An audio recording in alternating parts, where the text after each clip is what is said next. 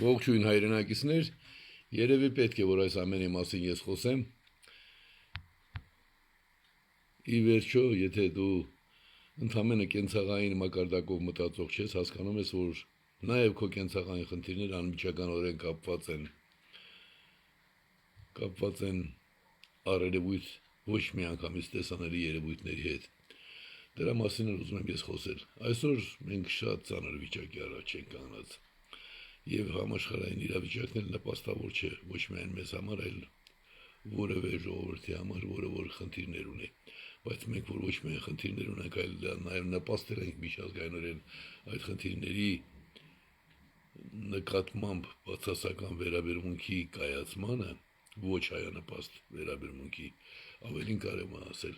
դա նույնիսկ արդար վերաբերմունք չէ, բայց մենք նպաստել ենք մեր կեցվածքով։ Երբ մեկը երկու հոգի վիճում են եւ մեկը մեղադրում է մյուսին եւ այդ մեղադրվողը չի հակադարձում, նա բնականաբար ժամանակի ընթացքում նպաստում է, որ իր նկատմամբ բացասական վերաբերմունք, իր նկատմամբ բացասական գործողությունները բնականon համարվեն։ Հասկանում եք, աշխարհի որևէ երկրում պատաններ պահելը դա կհամարվեր ծանրագույն երևույթ։ Այստեղ օրինականացվել է Նիկոլ Փաշինյան խայտարակության պահվածքի հետևանքով դա օրինականացվել է։ Ուրեմն, գիտեք, մանավանդ այդ կոմենտներ կոչվածում հաճախ լինում են գնահատականներ իմ վերաբերյալ, բայց եթե դրանք վարձու շնիկներ չեն եւ սեփական մտածողությամբ են իբր գործում, դրանց կարելի է խղճալ, որովհետեւ չունենք մեր իրականության մեջ չկա ուրիշ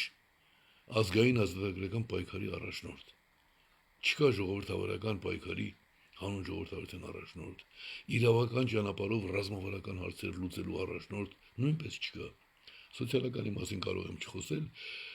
բայց ես այդ երեք գործոնները, մանավանդ ժողովրդավարական եւ իրավականը, համարում եմ սոցիալական խնդիրների լուծման նախապայման։ Օրինակ, երբ խոսեցի եւ հանրության մեջ տարածվեց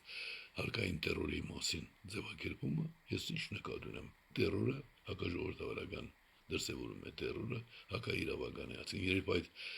ժողովրդավարական եւ իրավական ամրագրվում են, բնականաբար այդ հարկային սոցիալական տերորը նույնպես վերանում է։ Ինչու հատկապես այս 4 գործոնները նշում, որովհետեւ մեր սահմանադրության մեջ, մեր հիմնական օրենքի բոլոր տարբերակներում դա նշվել է, դա մեր սահմանադրության անփոփոխելի հատվածն է։ Հիմա մենք ուզում ենք փոխել մեր իրավիճակը, տեսեք, բոլոր նրանք, ովքեր ակտիվ են, հիմնականում ակտիվ են գումարով, փողով, գաղափարով ակտիվ համարյա չկա, ով էլ ինչ-որ բայ չմլասի դրսևորել է, թափրտացել է իբր գաղափարով, օրինակ ժառանգությունը, ազգային միաբանությունը, էլ չեմ խոսում Շամիրամ, օրինաց երկիր, նրանք չկան, որովհետև գաղափարական ոչինչ չունեին, ընդամենը թփրտում էին։ Հիմա այմն է գաղափարական շեշտադրումներով ասպարեզիչած կազմակերպություն հայկական, այմն է ամենահինը, այմն է Հայաստանի անկախության ճանապարհը բացողը, այմն է ժողովրդավարականը եւ իրավականը։ Եվ երբ որևէ մեկը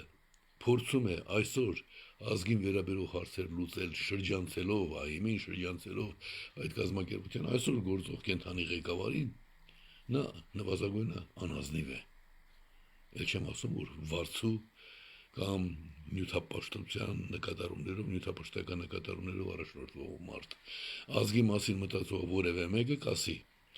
ազգի համար որ քաղաքական կազմակերպություն ինչ արել երբևէ։ Արել են ռամկավարները, հնչակները, ռամկավարներից առաջ չեն, համարյա միաժամանակ դաշնակցականները, կոմունիստները արել են, չէ։ Բայց նրանք որևէ ռազմավարական հաջողություն չեն հասցրել։ Հասցնողը այմն է, եւ եթե դու ազգային քաղաքական գործիչ ես, իջնում ես ասպարեզում, մտածում ես այմին շրջանցելով ինչ-որ բան անել, ի սկզբանե կամ իդիոտ ես, կամ էլ սրիկա, թող դրանք որոշեն ով ինչ անում։ Եվ մեր ազգի ճակատագիրը, ես սա ինչու եմ ասում, ինձ պետք չի ոչինչ։ Ես վաղուց ունեմ այն ամեն ինչ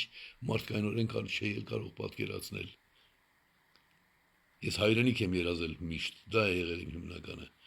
Եվ հիմա ես իմ մասին չեմ խոսում, ես խոսում եմ ձեր մասին։ Դուք իդիոտի պես ամենակարևոր բանը, նման է նրան, որ վարպետը գնա աշխատելու գործանի, ամենալավ գործիքը դնի մի կողմ։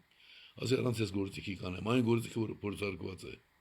Այմը փորձարկված գործիքն է։ Բոլորդ պիտի գոնե այս փուլում ամեն ինչ դնեիք մի կողմ, գայիք, ասեիք հայրիկյան ինչ ես ասում, ինչ կարող ենք անել։ Դու ժամանակին ասել ես, ի վերջո դու միակ մարդն ես, ում 2.400.000 մարդ ձայն է ստացել իր գաղափարների համար։ Բայց դուք ինչով եք զբաղված։ Հասկացեք, որ անհաջողությունների պատճառը դա է, անհաջողությունների պատճառն այն է, որ կար Լևոն Տեր-Պետրոսյանի նման մարդ, որ ասում է Հայրիկյանը իմ իդեալն էր, բայց հիմա չի ասում համախմբենք Հայրիկյանի շուրջը։ Կա Ռոբերտ Քոչարյան, որ առաջին քայլը լուրջ քաղաքականության մեջ արել է ինձ հետ, այսինքն մասնակցել է Պրագայի կոնֆերանսին 90 թվականին։ Ու չի ասում, գիտեք, Հայրիկյանն է բոլորիս համար ճանապարհվածող, եկեք կրկին տեսնենք ինքն ինչ է ասում։ Էլ չեմ խոսում Սերժի մասին, որ Հայրիկյանին բամբասելով Հայրիկյանին